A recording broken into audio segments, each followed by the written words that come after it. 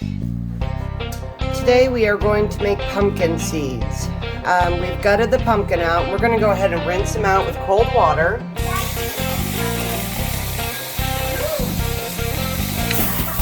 Just make sure to get all the guts out and things like that.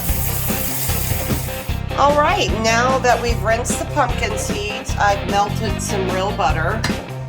And we're going to go ahead and just kind of pour it right on all over the seeds. We're going to also spread them out.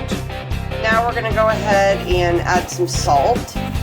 You can add all kinds of seasoning, whatever you would like.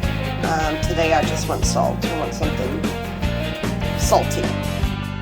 We're going to go ahead and now pop these in the oven at 275 for 45 minutes.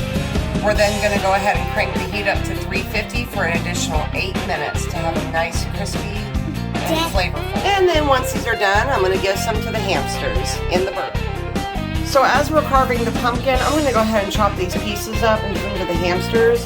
I do know that squirrels actually love the pumpkin. They will tear it up and devour it. So I might put some outside for the birds as well. Alright, so I've just baked them for 45 minutes. And now I've cranked the oven up to 350. I'm going to do an additional 8 minutes. Kind of mix them up a little bit more. So they're golden brown.